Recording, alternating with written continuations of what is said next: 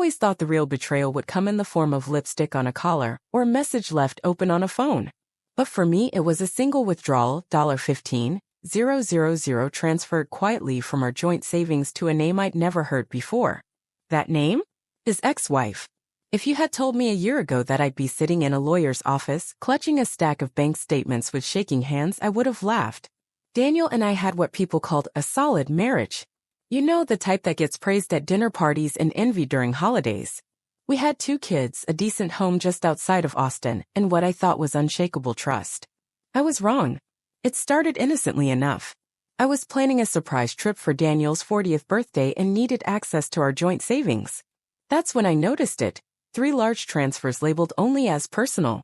I wouldn't have thought much of it if they were for bills or even a secret gift for me.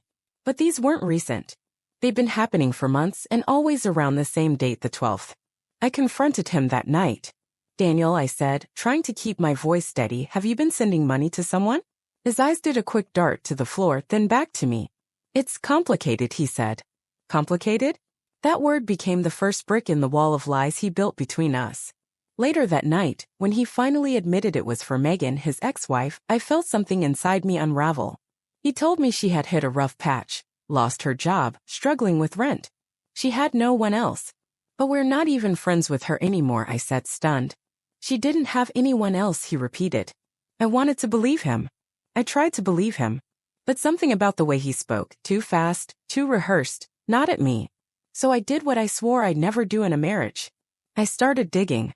A week later, while he was at work and the kids were with my sister, I opened his old laptop, the one he hadn't used in over a year but still kept locked in the office. It was easy to guess the password. Megan's birthday. Inside were email threads, messages, even voice recordings. Not only had he been helping her financially, but he had also been meeting her, sometimes even during business trips he claimed were with his company. My chest tightened as I clicked through file after file, seeing my husband laugh in photos I hadn't taken with a woman he swore was in his past. And then came the worst part. A folder labeled, "Just in case." Inside, a lease agreement for a small apartment downtown. Signed by Daniel. And Megan. I sat on the floor stunned. The silence in the room was deafening. Was he planning to leave me? Or had he already created a backup life, one where I didn't exist? I couldn't keep this inside. So I did the one thing I knew would shake him. I left the folder open on his desk with a post-it note. "Let's talk." That evening he came home, saw the laptop, and just stared. "I can explain," he said. I didn't respond. "You have to understand, it's not what it looks like." He was begging now. Like a child caught stealing cookies. "I wasn't going to leave you. I was just scared. Megan's been through a lot. She threatened to tell people things about my company, stuff that could ruin us." So now she was blackmailing him? Or was that just another lie? The more he spoke, the more tangled his story became. What struck me most was that he never once apologized. Not for the betrayal, not for the lies, not for the secrets. He only kept saying how complicated it all was. How he was protecting me. But I didn't feel protected. I felt expendable. I moved into my sister's guest room that night, taking only my essentials and the kids' favorite bedtime books. Daniel didn't stop me. He didn't even fight for me. That hurt more than anything. But it wasn't over. Not yet. The next morning, as I sat at the kitchen table in my sister's house, my phone buzzed. Unknown number. "Is this Emily Sanders?" a woman asked. "Yes," I replied cautiously. "I think we need to talk." "I'm Megan." I didn't know what to say. My heart was already racing, and hearing her voice, only made it worse. Megan sounded calm. Almost too calm. Like someone who knew they were in control. "I don't think you understand what's really going on," she said. "But I think you deserve to." I hesitated. "You've been talking to my husband behind my back for over a year. What else is there to understand?" "I didn't call to fight," she said. "I called to warn you." That threw me. "Warn me? About what?" She let out a breath.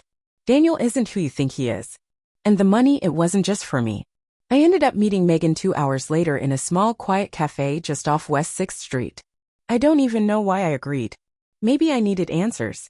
Maybe I needed to see the face of the woman who had been haunting my marriage like a shadow. She looked different than I remembered, less polished, more tired.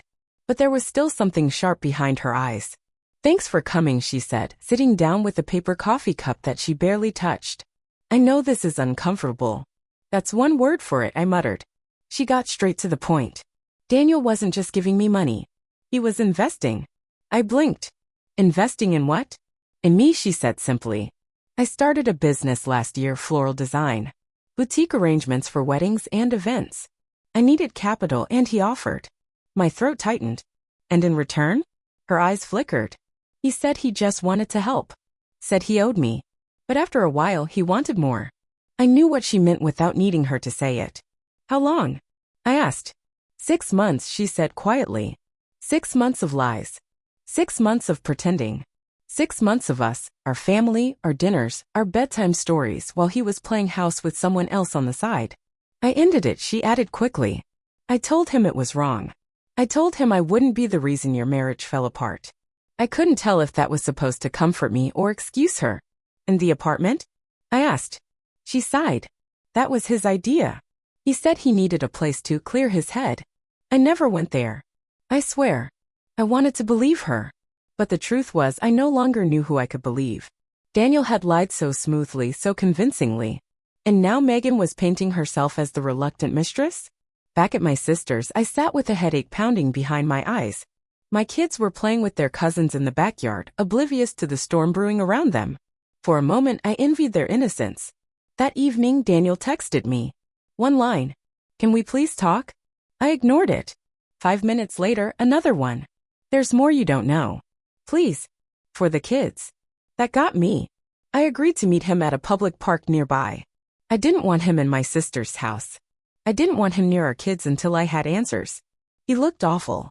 Unshaven, eyes sunken, shirt wrinkled like he hadn't slept. Thank you for coming, he said. I almost didn't. He sat on the bench like a man waiting for a sentence to be handed down. I messed up, he started. I know that. I didn't say a word. I just waited. The truth is, Megan helped me once, a long time ago. When we were married and I lost my first job. She used her savings to cover our mortgage. She believed in me when no one else did. I guess. I never really let go of that. That doesn't justify cheating on your wife, I said sharply. I wasn't trying to cheat, he said, voice cracking. At first, I really was just helping. But then it got messy. She was there and we talked, and one night, it just happened. But I stopped it. I realized what I was doing. I never loved her, Emily. I love you. I stared at him, searching his face for the man I married. He looked the same. Sounded the same. But everything was different now. I don't think you even know what love means, I said quietly. Later that night, I was in bed with my laptop open, looking through the business registry online. Something about Megan's story was still nagging at me. Her business, Wildwood Petals, had been incorporated under a different name just 6 months ago. Guess whose name was listed as silent partner? Daniel Sanders. He didn't just help her. He owned 49% of it. So this wasn't some spur-of-the-moment betrayal. He'd planned it. Filed paperwork. Built something with her behind my back. The next morning, I met with a divorce attorney. I wasn't sure if I'd go through with it. But I needed to know my options. Based on what you've told me, the attorney said, flipping through my notes, there's a strong case for marital misconduct, financial deception, and asset diversion. She paused. This may not just be a divorce. This could become a case of business fraud. That word hit me like a wave. Fraud. I didn't tell Daniel about the meeting. Not yet. Instead, I went to see someone else. Megan. When she opened the door, she looked surprised. I need you to tell me the truth, I said. All of it. No more softening the edges. To my surprise, she let me in. We sat in her cramped kitchen and she opened a drawer full of receipts, contracts, emails. Everything. You were right, she said. He was planning to leave you. He told me last month that he was just waiting for the right time. Why are you telling me this now? I asked. Because I don't want to be part of someone's destruction anymore, she whispered. And because I think you deserve to take back your power. I walked out of there with everything I needed. Not just evidence. Clarity. He hadn't just betrayed me emotionally.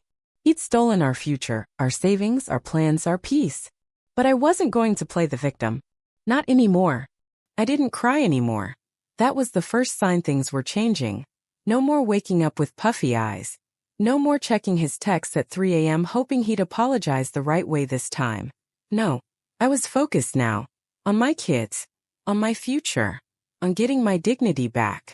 Because betrayal hurts. But losing yourself in someone else's lies? That's even worse. The folder from Megan sat on my lap like a loaded weapon. Every document, email, and financial statement had Daniel's name all over it. Evidence of his betrayal not just to me but to the life we built together. I handed it to my lawyer without flinching. She scanned the papers, nodding slowly. This is solid. If we act quickly, we can freeze his business accounts before he moves assets. He wouldn't do that, I said, more to myself than her. She looked up. Emily, men who build double lives often destroy them the moment they start to crumble. You need to protect yourself. So I signed the paperwork. Divorce filing. Asset protection order. Emergency custody petition. I never imagined putting my signature next to the words irreconcilable differences, but here I was. Signing away the man I thought I'd spend forever with. Daniel didn't take it well. He showed up at my sister's house the next evening unannounced, just as the kids were finishing dinner. I stepped outside before he could walk through the door. "What the hell is this?" he barked, holding the divorce papers like they were on fire. "You blindsided me." I didn't flinch. "Like you blindsided me with Megan? With a second business? With lies for months?" His voice dropped. "You don't understand. I was fixing things." "Fixing what? Our marriage? Our finances? Or your ego?" He reached out, but I stepped back. "I trusted you, Daniel. I believed in you. And you fed me empty words while planning a future with someone else." His face broke for a second. "She's not you." I narrowed my eyes. "You're right. She's not." That night I sat on the floor with a glass of wine and the baby monitor humming softly nearby. I should have felt broken. But instead I felt powerful. I wasn't chasing explanations anymore. I had the truth. Now I needed justice. The next morning, I got a call from Daniel's assistant, Kelly. "Hi, Emily. I know this is awkward, but I thought you should know. Daniel moved some company funds last night. A large sum." I froze. "Where to?" "I don't know. Offshore maybe." He said something about protecting what's his. Just like the lawyer warned. We acted fast. My attorney filed an injunction within hours, but damage had already been done. He emptied over $180,000 from our joint accounts. Money meant for college savings, house repairs, medical bills. Gone. I wanted to scream. I wanted to smash something. But I couldn't afford to lose control now. Instead, I recorded a video. Just for me. I looked straight into the camera and said, "Today he stole from us. But one day I'll show our kids what real strength looks like. And it won't come from revenge. It'll come from rebuilding." Then I closed the laptop. The following week was war. Court orders. Custody hearings. Frozen accounts. Even Megan was subpoenaed for documents and testimony. She came clean about everything. About the lies he fed her. About the payments. About the manipulation. She looked terrified on the stand. But she told the truth. Daniel, on the other hand, looked smug. Like he thought he'd walk away clean. But the judge wasn't having it. "You used marital funds to start and invest in a separate business without spousal consent," the judge said sternly. "That's financial misconduct, Mr. Sanders." I watched him swallow his pride. 3 days later, the judge granted me temporary full custody and ordered financial restitution pending the full divorce proceedings. Daniel was furious. He followed me to the parking lot after the hearing. "You think you've won?" he hissed. "This isn't over." I turned slowly and met his eyes. "No," I said calmly. "It's not. But it's finally begun." I poured my energy into the kids, into work, into creating a new normal. I stopped worrying about what people would say, or whether I could do it all alone. Because I wasn't alone. I had truth on my side. And strength I never knew I had. One night after putting the kids to bed, I opened an email that stopped me cold. Subject: Opportunity. It was from a woman named Rachel. She ran a podcast and YouTube channel focused on women reclaiming their power after betrayal. Somehow she'd heard about my case. "We'd love to feature your story," she wrote. Not as a victim, but as a survivor. I didn't respond right away, but something in me stirred. Maybe telling my story could help someone else. That weekend I finally let myself cry. Not out of sadness, but release. And when I tucked my kids in, my daughter looked up and asked, "Mom, Are you still sad about Daddy? I smiled. No, baby. I'm just getting stronger. I used to think closure meant answers. That if he just explained why, or if I got some apology wrapped in a bow, I could finally move on. But now I know better. Closure isn't something you're given. It's something you decide. The court hearing was set for Monday morning. It was supposed to be the final judgment. Asset division, custody, the business split. 6 months of lawyers, documents, and emotional exhaustion were about to end with the judge's signature. I wore my navy blazer, the one I bought on sale right after Daniel moved out. It had become my armor, not because it was expensive, but because I bought it with my own money on my own terms. Walking into that courtroom, I felt steady. Not invincible, just ready. Daniel was already there, talking to his attorney.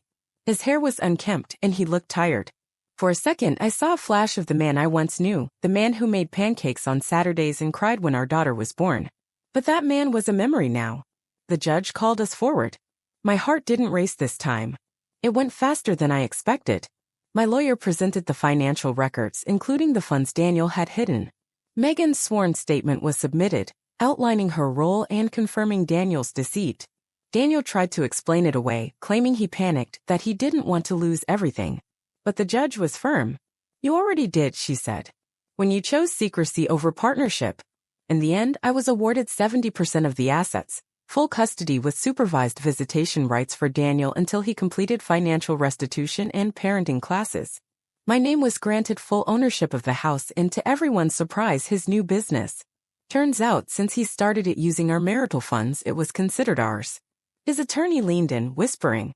Daniel looked pale. I didn't smile. I just breathed. Outside, Daniel followed me into the hallway. This is it then, he asked quietly. You're taking it all? I turned to him. No. I'm taking back what was mine to begin with. He ran a hand through his hair. I didn't mean for it to go this far, Em.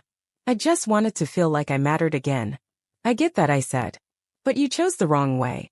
And now I'm choosing mine. He looked like he wanted to say something else, but instead, he just nodded and walked away. And just like that, it was over. A month later, I did the podcast. Rachel met me at her studio downtown. She had soft eyes and a voice that made you feel safe. I told my story, from the first betrayal to the courtroom. I didn't cry. I didn't shake. I spoke with calm, with power. Afterward, she hugged me and said, You have no idea how many women you're going to help. It hit me then, all this pain, all this loss, it wasn't wasted. Life moved forward in ways I never expected. The business Daniel started, the one he built in shadows, I turned it into something legitimate. Transparent. Ethical. I renamed it after my grandmother, June and Company. And it thrived. I hired moms who needed second chances. Women who'd been left, like me. Survivors. Builders. Then something happened I didn't see coming. One afternoon, I got a message from someone named James. He was an accountant who had helped Megan during the legal process and had seen my podcast. Your strength is rare, he wrote. If you ever want coffee, no pressure. Just admiration. I stared at the message for a long time. I wasn't sure I was ready. But I also wasn't afraid. We met 2 weeks later at a bookstore cafe. He wore glasses, talked softly, and didn't ask a single question about Daniel. Instead, he asked about my daughter's science project, about the mission behind June and Company, and whether I still listened to Ella Fitzgerald on Sundays. I didn't fall in love right away. But I did laugh. And that, I think, was the first seed. One night, months later, while watching my kids play in the backyard, my son looked up and asked, Mom, are you happy now? I didn't hesitate. Yes, sweetheart. I really am. Because happiness isn't about having everything you planned. It's about surviving the unexpected and choosing to thrive anyway. They say some men never let go. But sometimes it's the woman who lets go first. Not because she's weak, but because she's finally strong enough to hold on to herself.